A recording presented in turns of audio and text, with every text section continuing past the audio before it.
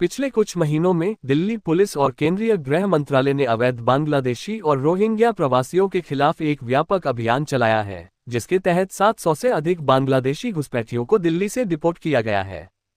यह अभियान राष्ट्रीय राजधानी में अवैध प्रवास को रोकने और राष्ट्रीय सुरक्षा को मजबूत करने के लिए शुरू किया गया है। इस लेख में हम इस अभियान के नवीनतम अपडेट, इसके पीछे के कारण और रोहिंग्या प्रवासियों से संबंधित मुद्दों पर चर्चा करेंगे। अभियान का प्रारंभ और प्रगति। दिल्ली पुलिस ने दिसंबर 2024 से अवैध बांग्लादेशी और रोहिंग्या प्रवासियों की पहचान और डिपोर्टेशन के लिए एक विशेष अभियान शुरू किया था। इस अभियान को ऑपरेशन फेस वॉश नाम दिया गया है, जिसके तहत पुलिस ने दिल्ली के विभिन्न इलाकों में छापेमारी की और अवैध रूप से रह रहे प्रवासियों को पकड़ा। हाल के अपडेट्स के अनुसार दिल्ली पुलिस ने 900 से अधिक बांग्लादेशी घुसपैठियों की पहचान की है, जिनमें से 700 से अधिक को डिपोर्ट किया जा चुका है। इनमें से कई प्रवासियों को दिल्ली के हिंडन एयरबेस से त्रिपुरा के अगरतला ले जाया गया, जहां से उन्हें बांग्लादेश की सीमा पर डिपोर्ट किया गया। इस अभियान को गति देने में केंद्रीय गृह मंत्रालय की भूमिका महत्वपूर्ण रही है। गृह मंत्रालय ने पिछले साल राज्यों और केंद्र शासित प्रदेशों को अवैध प्रवासियों की पहचान और डिपोर्टेशन के लिए सख्त निर्देश जारी किए थे। दिल्ली पुलिस ने इस निर्देश के तहत 15 जिलों में विशेष सत्यापन अभियान चलाया, जिसके परिणामस्वरूप बड़ी संख्या में अवैध प्रवासियों को हिरासत में लिया गया।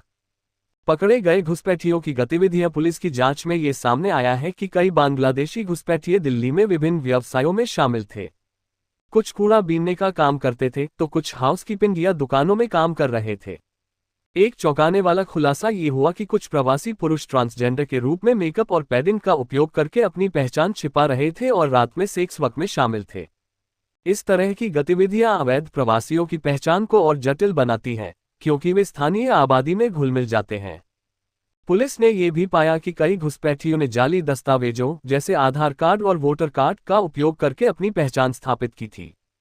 इन दस्तावेजों को बनाने में स्थानीय एजेंटों और नेटवर्क की भूमिका सामने आई है, जिनके खिलाफ दिल्ली पुलिस ने कई प्राथमिकी दर्ज की है। रोहिंग्या प्रवासियों का मुद्दा। रोहिंग्या प्रवासियों का मुद्दा भी इस अभियान का एक महत्वपूर्ण हिस्सा है। म्यांमार से भागकर भारत आए रोहिंग्या शरणार्थियों को भी अवैध प्रवासियों की श्रेणी में रखा गया है। हाल ही में सुप्रीम कोर्ट के एक आदेश के बाद दिल्ली के कुछ सरकारी स्कूलों में रोहिंग्या बच्चों को दाखिला दिया गया था, जिसने आम आदमी पार्टी आप और भारतीय जनता पार्टी बीजेपी के बीच राजनीतिक विवाद को जन्म दिया। आप ने इसे बीजेपी की दोगली नीति करार दिया, जबकि बीजेपी ने इसे राष्ट्रीय सुरक्षा का मुद्दा बताया।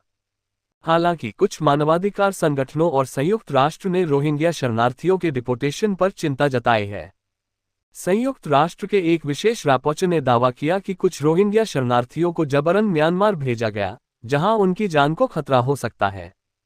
भारत सरकार ने इन आरोपों को खारिज करते हुए कहा है कि अवैध प्रवास राष्ट्रीय सुरक्षा के लिए खतरा है और इसे सख्ती से नियंत्रित किया जाएगा। बांग्लादेश के साथ तनाव। भारत के इस पुशबैक तंत्र ने बांग्लादेश के साथ कूटनीतिक तनाव को बढ़ाया है।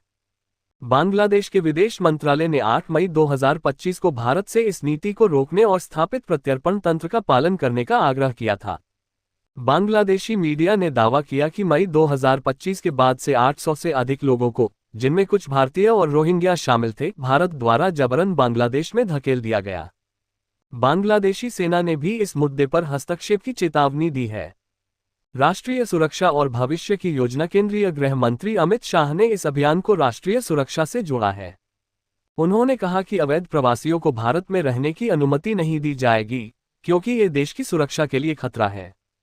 दिल्ली पुलिस ने इस दिशा में विशेष जांच टीमें सेट गठित की हैं, जो अवैध प्रवास को सुगम बनाने वाले नेटवर्क की जांच कर रही हैं। अन्य राज्यों जैसे राजस्थान, उत्तर प्रदेश, महाराष्ट्र और हरियाणा ने भी इसी तरह के अभियान शुरू किए हैं।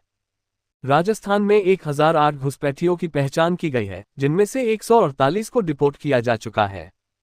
उत्तर प्रदेश में भी अवैध रोहिंग्या और बांग्लादेशी प्रवासियों के खिलाफ अभियान तेज किया गया है।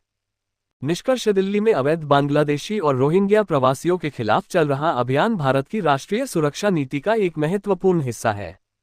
हालांकि इस प्रक्रिया ने मानवाधिकार और कूटनीतिक मुद्दों को भी जन्म दिया है।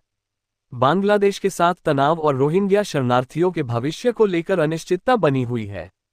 दिल्ली पुलिस और गृह मंत्रालय का यह अभियान भविष्य में और तेज होने की संभावना है, क्योंकि सरकार का लक्ष्य सभी अवैध प्रवासियों को पहचान कर डिपोर्ट करना है।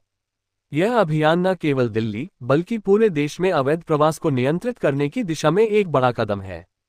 हालांकि इसके साथ ही मानवीय और कूटनीतिक संतुलन बनाए रखना भी एक चुनौती होगी।